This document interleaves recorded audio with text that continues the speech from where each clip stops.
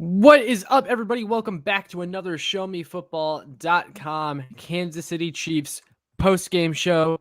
The Chiefs defeat the Eagles 42-30. We are fresh off the game and ready to talk about it. I'm going to let some people kind of pour in and make their way into the chat so they can talk the game with us and just let people find this for a second, and then we'll go ahead and really get into it.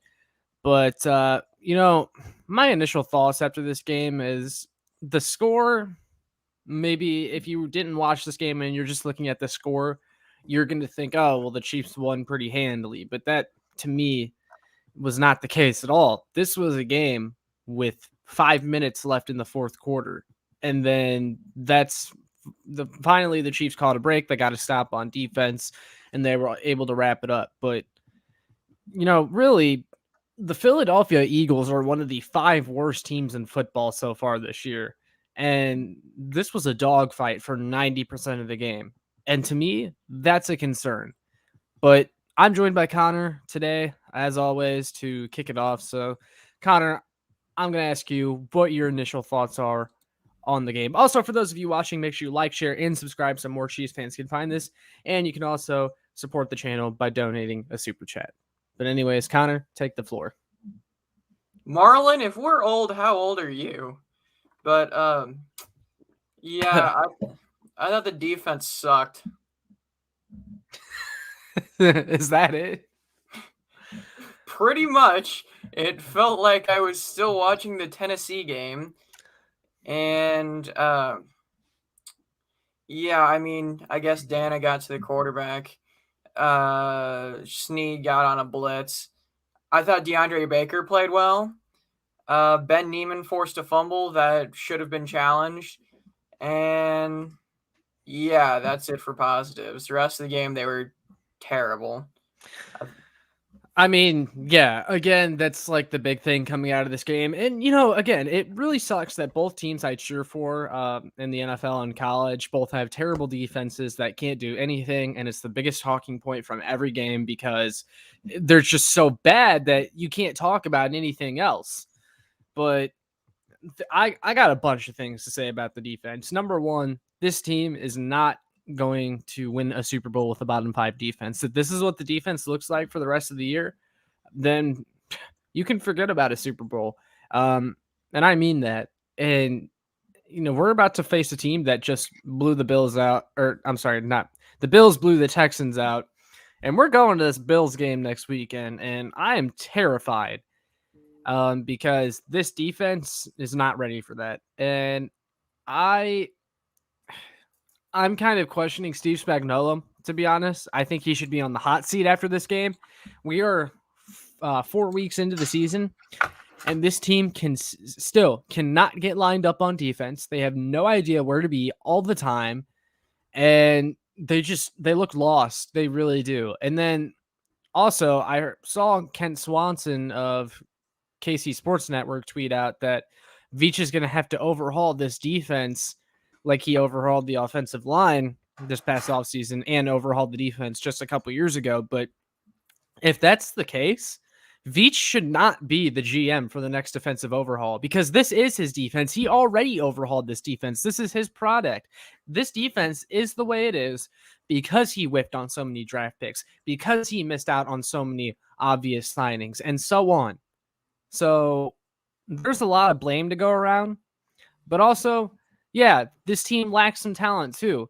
They're already talking about him in the chat. Mike Hughes is terrible. I have no idea how. I mean, Mike Hughes was a bust for the Minnesota Vikings. He was a bust. They were going to cut him if we didn't trade for him. And we said, hey, Vikings, we'll give you a 6th-round pick, and we'll take Mike Hughes off your hands, and we're going to make him a starter for us. Why? He's terrible. He just got consistently beat every single play. Devontae Smith, the rookie wide receiver from Alabama, made Mike Hughes his son. And he was lucky that he got a penalty on that one touchdown. Mike Hughes was just like an absolute embarrassment. I immediately thought of the way that Charvarius Ward played against Seattle. And I have to kind of question why, like early on in the year, we saw the starting corner duo as Hughes and Ward and Baker a healthy scratch, when Baker to me is by far the best corner so far this season. So why is Baker not CB1? He looked good today. L'Jarius Sneed is by far the best corner this season, but outside of him, I would agree. I don't think L'Jarius has even done that much this season. He was good last year. Here's the thing: L'Jarius Sneed is their best pass rusher, which is pathetic. Yeah. Our starting corner is our best pass rusher. Let's get into that too. This was an Eagles offensive line that was missing 4 or 5 starters. Lane Johnson didn't play. I think their only starter was Jason Kelce. And this defensive line still could not get any push on the Eagles offensive line. That's embarrassing. And it's because Frank Clark wasn't playing. You mean Mr. Limited? Limited on and I off hope the he field? never plays I hope he never plays another snap for the Chiefs. There we go. I mean, this defensive line, I think pretty much today's game was an alarm bell for like if you weren't already waving a red flag for this defensive line, you need to be now, and I'm sure those people that weren't are now, because they could not get pressure against what was today the worst offensive line in all of the NFL. And Chris Jones has been pretty much quiet besides week 1, and Mike Dana has been their best edge defender. And Alex Okafor, God, how many times do I have to come on here and say Alex Okafor is washed and does not deserve to be starting at DN for this team? I mean, Jesus. He got absolutely washed out on one play, and then he had a stupid penalty.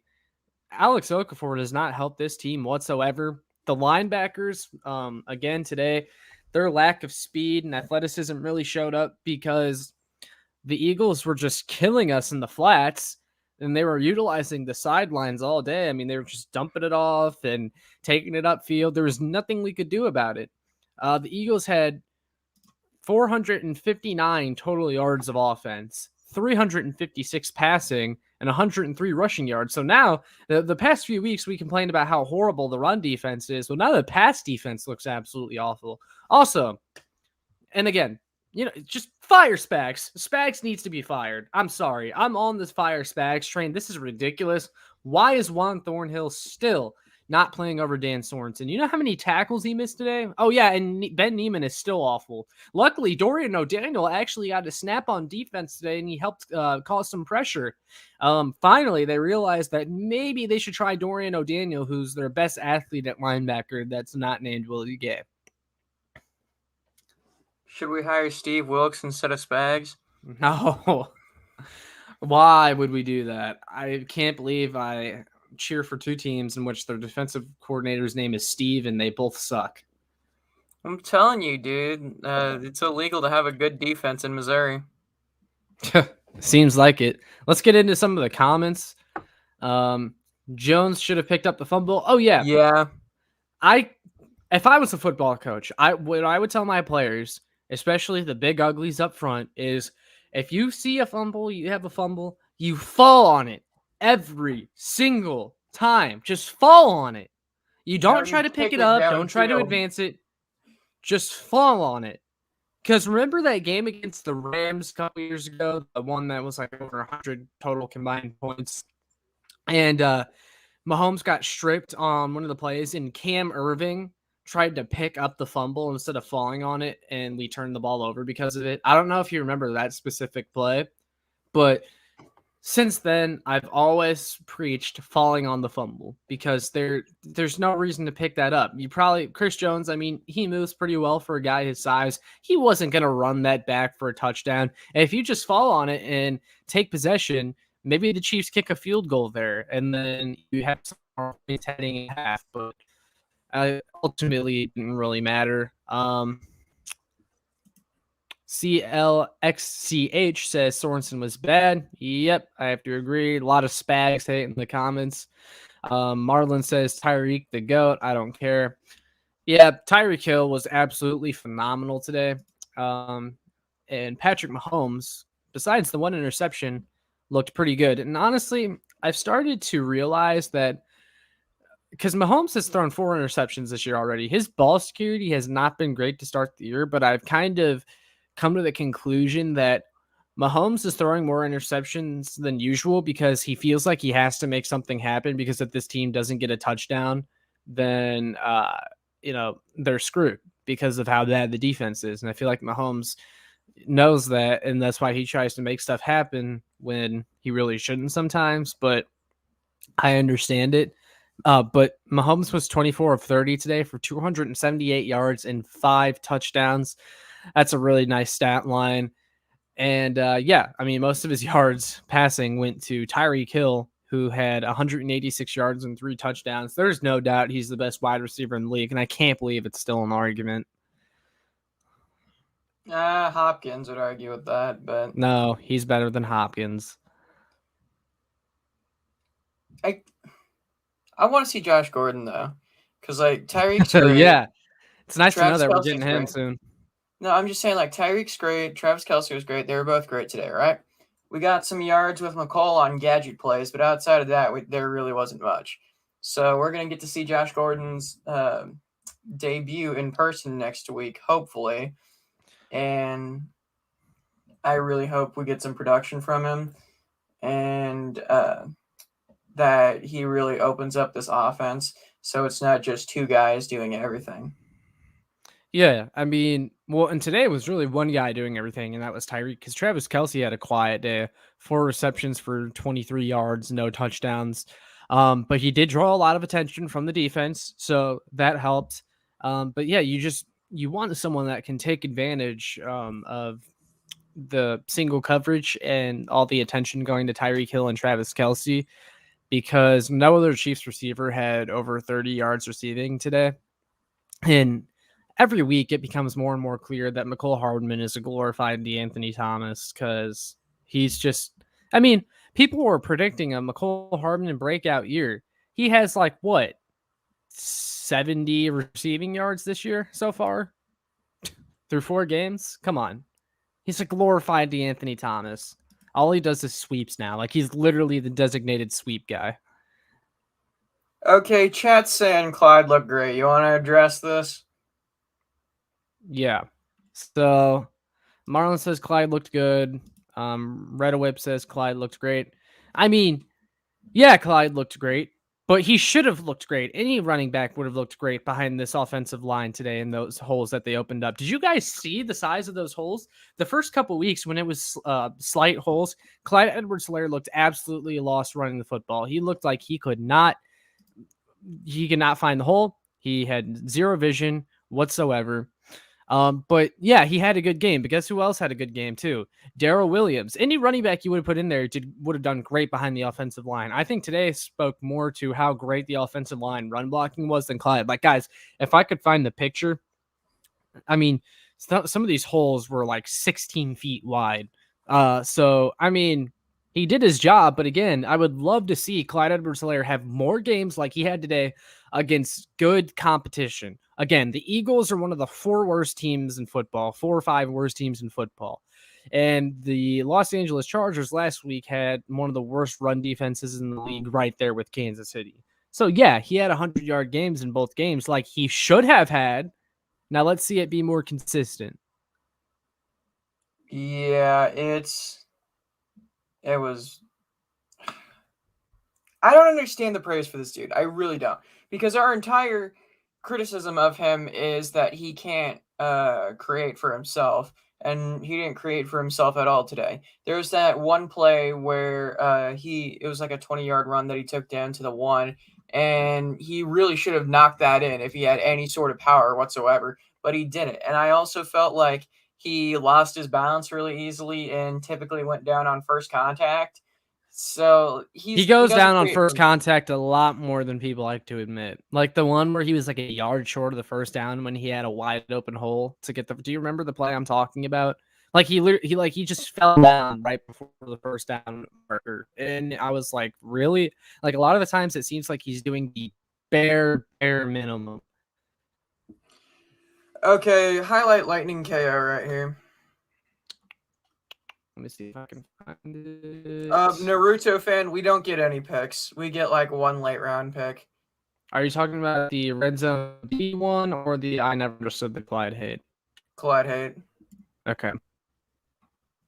Okay, no, because Clyde has no power whatsoever, and your goal line back needs to have power so that he can get through the defensive line and get a touchdown. Clyde cannot do that. And Hold if on, let me he's cut you off real quick.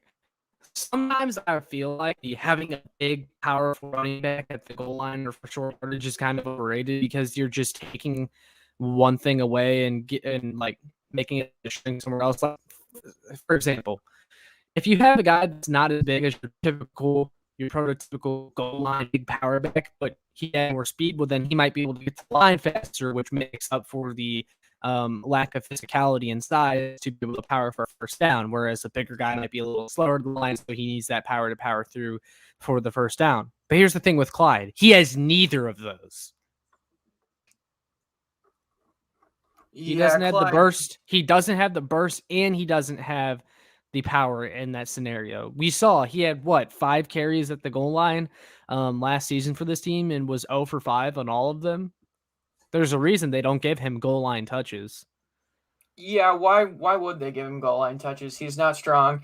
And where exactly is his talent? Like he's not strong. He's one of the worst fast. athletes ever tested at the position. Yeah, so how exactly is he talented? Like you said, I think the guy is talented. What exactly is he talented at? What's he good at? Because when I look at Clyde Edwards-Helaire, he's got a good build for when it comes to contact balance. I mean, he has some good lateral agility, but I mean, he's one of the worst athletes ever tested at the position. I don't see any talent here at all.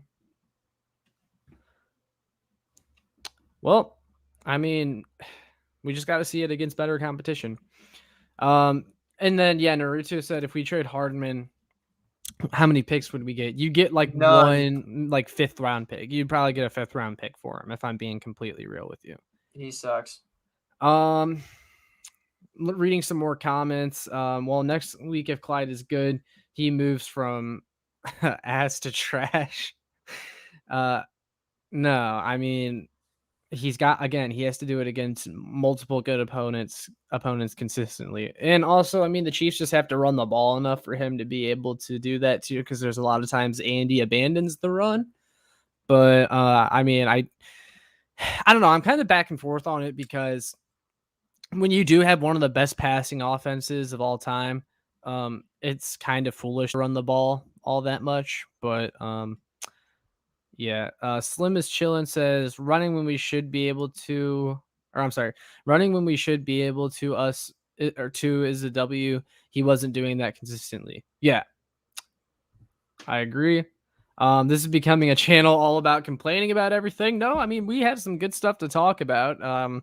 Like, again, Tyreek Hill had a great game today. I thought Patrick Mahomes looked really good outside of the one interception. But besides that, what are the good things to talk about? Red a whip. I mean, offensive line is another good thing, too. I thought they looked good, except for Niang. He got worked in pass protection. Niang was terrible, but everyone else I thought was great. Yeah. Especially in the run game. Like our run, especially the interior run blocking was fantastic. Yeah. Eric Coates says, y'all like the new O-line performance. We just kind of touched on that. I loved what we saw from them today. Also, Damian Williams looked good today. Yeah, I saw what he did for the Bears. I miss Damian. Yeah, he's better than what we have. Red Whip says it's Daryl, not Damian. No, I think he was actually talking about Damian. Unless he was mistaken. If you're talking about Daryl Williams, I mean, he looked good too. They looked exactly the same. And it was just because our run blocking was great. So there's not really too much on either side. They just look the same. Eric T says Jaron Reid sucks. Yes. And like I've said to you, Connor, I mean, I take the L on Jaron Reid. I thought he'd be a bigger impact for this defense. He's done absolutely nothing. He's getting 0 push up front, and he's part of the reason why this defensive line is so bad up to this point. Philip Johnson says the defense looked all right. Be able to blow out, bro, 42-30. That's a 12-point lead for blowout.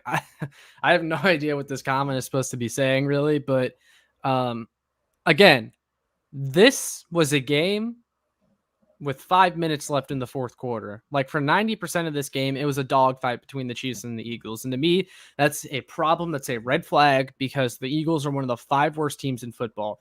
This was a get right game for the Chiefs. And I mean, they won, but did they get right? Are there weaknesses still? Their weaknesses? Yeah. I mean, the defense was god awful. And we'll get back into that here in a second. But they've got so many issues, and I think it really goes to show how bad the roster building was on the defensive side of the ball. And I also think there's some coaching issues too, and that's why I'm on the hashtag Fire Spags train because, I mean, they just don't know where to line up at all. Yeah, go ahead. Yeah, shit, I lost my train of thought completely. Never mind. Get it, I'll answer this, and maybe if you get it back, you can talk about it. Andy only abandons the run when we can't run. Statistics prove that when we have a good running back, we run. What I'll say to that is that sometimes he abandons the run because he thinks the run doesn't work, but in reality, sometimes the Chiefs just need to run the ball more than maybe Andy Reid is comfortable with typically to actually get that running back going and to actually get the running game going, because I think a lot of teams picked up on the fact that if the Chiefs run the ball a few times and they're unsuccessful at it, well, then, yeah, they're just going to stop running the ball. But that's not really the approach the Chiefs should be taking to running the ball, because then teams are never going to take your run seriously. But he abandons the run more than he should. I think we've established that. I think he runs too much. I mean, it just depends on the game, but there's some games where he does run the ball too much, and there's other games where he abandons the run completely. And then Eric T mentions that Andy runs on every first down, and it's so predictable. And that's one of the criticisms of Andy that I'm sure you were kind of referencing, Connor, is that he runs the ball too much in situations that just he doesn't need to run the ball. There's way too many 2-yard runs from Clyde from this team still, and it really frustrates me. We should run a full-on Mike Leach air raid. Never run the ball. Go like full Presbyterian offense. Air that bitch out every single play. Before I go to the next comment, again, for those of you watching, make sure you like, share, and subscribe so more Chiefs fans can find this. And then also you can support the channel by donating a super chat. Always helps. Don't have to, but I definitely encourage it. Error code says, though, do you think it's time to crown Trey Smith as a steal? I thought he was already crowned as a steal a long time ago, to be honest with you, Error code. I thought he was a steal after the draft. What? Yeah, I mean, he's been a steal for a while. He looks like a first-team All-Pro as a rookie. He looks good. And then Dennis Painter saying the same thing that we've been saying for a while. Defense still looks befuddled at times, disorganized. Yeah, and that's on Steve Spagnuolo. I mean, why is this team never ready to get lined up? That's a coaching issue. Philip Johnson says the defense play all right. We have some turnovers, then call it though. They didn't review it. Yeah, I think he's referring to the fumble that Ben Neiman forced that wasn't reviewed. That's one positive I will say about today. Besides that play that should have been overturned. By the way, Andy Reid. That's on Andy. Yeah, I was about to say that. Andy Reid needs to get someone up in the booth that's watching this stuff, because it's the same thing they had with the Tyreek Hill touchdown last year against the Broncos that everyone thought he dropped, but he actually caught it. Like, there needs to be someone that their specific job is to review every play to make sure there's not something that needs to be challenged. And I just that's kind of inexcusable. But yeah, besides that, the Chiefs' red zone defense actually improved today. The Eagles only had one red zone touchdown, and that was the one that should have been overturned. But any comments there from you? That's being a bit optimistic. Oh, the red zone defense doesn't suck as bad as it usually does. Yeah. Well, that's just the point that we're at. We got to take these small moral victories. I don't think there was anything the defense really did good. I thought DeAndre Baker was good, but I thought everyone else was terrible. Juan Thornhill had a couple of good plays. Like I said, Dorian O'Daniel got a defensive snap today, and I've been calling for that. And he helps force some pressure on the snap that he was in the game. And again, he's a good athlete. I mean, you cannot tell me that after how bad these linebackers have been, that he's just so much worse that he can't even get a single snap just to see what he does. That to me is ridiculous, and I'm glad we actually saw him on the field today, even if it was a very, very, very, very small sample size. And I even saw someone tweet, hey, why does O'Daniel not get snaps or something like that again, to Nick Jacobs on Twitter. And he responded by saying, the fact that he's not playing should tell you why the Chiefs don't give him snaps, or the fact that he's never played. And I'm like, well, That why doesn't exactly? mean anything. Yeah, that doesn't mean anything because this team also doesn't play Juan Thornhill, and they make countless other very bizarre personnel decisions. So to say that just because a player's not playing means we should just automatically believe the coaching staff and that they're right, that's stupid to me. There's no reason Dorian O'Daniel shouldn't be getting a shot. That's assuming the coaches are good. Yeah. And I believe Spags is on the hot seat. So Marlon Suddington says, can't wait for Josh Gordon next week. Yeah, well, I'm not completely sure it's going to be next week, but I'm hoping it's sooner rather than later. But yeah, I'm desperate, man. I'm ready to see Josh Gordon in this offense. It'd be really nice to be there for his debut. Yeah, I was excited about the pickup, and I'm kind of, I guess, what some people would call overhyping it a little bit. Like, I had big expectations, but that's because I still believe Josh Gordon is one of the most physically gifted receivers in the NFL. Even now, I know a lot of people make a big deal about, his age. He's 30 years old now. Is he the Josh Gordon of old? Well, yeah, he's 30 years old, but look, Travis Kelce is 31. Look what he's doing. And Josh Gordon is a player that doesn't have a bunch of tread on the tires, or still has tread on the tires because he's been suspended so much. So it's not like his body has been taking a beating every single year. That being said, his body has been intaking a lot of drugs, so I'm not sure how that's affected him. If anything, that's going to make him better. Well, that's what he said, is that he would get high or drunk before games and go out there and still go off. So I'm excited for sober Josh Gordon to see what he can do. And it's not, I know some people are going to be like, oh, he's a bum. He's been out of football for however long. I mean, he played football last year. It wasn't in the NFL, but he still played football, so he's in football shape. Yeah. Marlon Suddington says, not Chiefs related. If the Jets can do good against the Titans, we find then. Well, not necessarily. That means nothing. Because look what the Cowboys did to the Eagles on primetime football this past week. And look what the Eagles did to us today. They put 30 on our defense. This Chiefs team, to me, is not safe against anybody. You cannot judge how a team plays, or you cannot just come up with the idea in your head that because this team played bad or good against this team means we'll do fine or we'll do bad against the team because of how they played said other team. I've used that logic so many times in the past. It never works. Teams are so much different from game to game. Certain matchups give teams trouble that don't give other teams trouble, and weaknesses can be exploited by other teams, and you don't want to play that game. I mean, the Titans are no layup. Trust me, they're not.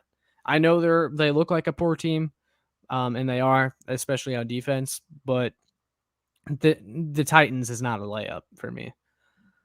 When do we play the Titans? Relatively soon. Let me check the schedule real quick. So it's the Bills next weekend, and then Washington, then the Titans on October 24th. I'm not worried about Washington. You sure about that? Very. Okay. Oh, what, you think there's going to be a Kendall Fuller revenge game? Yes. I'm not scared. Anyways, for those of you that are still in here, we'll keep going for a little bit more. We'll talk about the game with you guys. Make sure you like, share, and subscribe so more Chiefs fans can find this. And thanks for choosing our live stream over some of the other ones that are out there from after the game. And also, you can leave a super chat if you're feeling generous to support the channel. It really does help. Error code says, also, the missed tackling makes me want to jump off my patio. Yeah, I don't. Again, Connor. Connor, I again cannot stand cheering for two teams, both Mizzou and the Chiefs, when they cannot seem to ever make an open field tackle. Why do both of my teams suck this bad at defense and playing Oh my football? God, the Jets won. Which is Oh they my blocked. God. Did he miss the field goal? It's Randy Bullock. Yeah, you missed it. Well, Holy anyway. crap. Oh, that was wide left. Fat Randy does it again. I was hoping it was going to be a tie. Slim is chilling says, I'm not expecting any commitment or anything more than a couple of games from Josh Gordon. And you know what? That's fair because, yeah, he's shown that he bails on a lot of the teams he plays for. Gary Holland, good to see you as well. Eric says, how quickly we forget what Derrick Henry did to us in 2019. Yep, I remember. But he ran for like 190 yards and 2 touchdowns. Kendall Fuller is trash. Not for Washington, though, but of course, this seems to be a theme with the Chiefs. It's like a lot of these players that were good for other teams come here and then they leave, or they come here, then they suck, and then they leave, and then they're good again. That's exactly what happened to Kendall Fuller. I don't recall Kendall Fuller ever being good. Dennis Painter says, I don't feel good about the Bills coming to town. This might get ugly. And yeah, I agree. When you look at how this defense played against the Philadelphia Eagles, who, again, are one of the 5 worst teams in the NFL. They put 30 on this Chiefs team. I know one of their touchdowns was in garbage time, so okay, you can say 23. The Eagles shouldn't even have scored 23 against this Chiefs defense. And then you get the Bills, who just slaughtered the Texans. They took care of a mediocre opponent like they were supposed to. We're a team that, again, cannot find ways to win games outside of Patrick Mahomes. Please come save us. Guys, this was the first game since week 8 of last year that the Chiefs won by more than 1 score. That shows that they play down to their competition and they don't play complete games. There are so many teams that this Chiefs team has played over the past year or so that they should have beaten and should have taken care of, and it shouldn't have come down to a last minute drive to end the game from Mahomes to put the game on ice. Like, that just happens way too often, and it almost happened against the Eagles today. The freaking Eagles, they're not good, and they just ran and passed all over this Chiefs defense. I mean, we cannot gloss over how bad this Chiefs defense was, especially against the pass. They can't cover the flats. The linebackers are a huge issue. Also, I had people that were skeptical in my comments in my Jamie Collins video. You can't tell me Jamie Collins wouldn't help this team. He would. He absolutely would. This team needs to make a signing. They need to make a move. Someone's got to take responsibility, or someone's got to be held accountable. And Veach has got to fire Spags. Yeah. I think the biggest issue with the defense is more personnel than anything. But yeah, I'm not as hard on Spags as you are, but I'm open to getting a new. They can't even get lined up. They don't know where to be, and Spags isn't even playing the best 12 or 11 guys at once, which is completely unacceptable. Yeah, I mean, someone has to be held accountable. At the same time, we need better personnel, though. It's a two-way street. But there's blame to go around everywhere. Well, I'm just saying, like, the pass rush is just god-awful. You kick your your fantastic defensive tackle out to defensive end where he is no longer a factor. So you just ruin your defensive line completely. That's got to be changed. This team, like I said on a lot of my other videos and podcasts, they made a mistake by not just signing a defensive end. That was a simple solution. There were guys out there. They didn't do it. They moved a top 2 defensive tackle out to defensive end, or he's not even a top 15 defensive end. I mean, he is getting neutralized in these games. Mike Dana is their best defensive lineman over the past few weeks. Frank Clark isn't a factor. He doesn't play. And L'Jarius Sneed is their best pass rusher. They could not touch Jalen Hurts unless it was a blitz. Oh my God, it was pathetic. They were in the backfield and he still got out. Yeah. And again, they couldn't make tackles. They could not finish a lot of their tackles, and it's frustrating. Anything else you want to talk about from this game or highlight? Nah, I'm good. It's pretty much the same thing over and over. The defense sucked. Mahomes played hero ball. I will say, though, Mahomes has 4 picks on the season when he only had 6 all year last year. And that's pretty concerning to me. Yeah, like I said, I think his ball security is an issue so far this year. But again, I think a lot of that is because he knows how bad this defense is, that he feels like he has to make a play. So he's forcing a lot of throws that he really shouldn't. Yeah. But yeah, unless you guys have any last second comments, I'm going to go ahead and wrap it up, and I'll have more coming out later tonight, videos and live streams and whatnot. But for those of you still watching, make sure you like, share, and subscribe one more time so more Chiefs fans can find this. And I will catch you all in the next one. It looks like we got one last second here, or one last second comment here from Dennis Painter.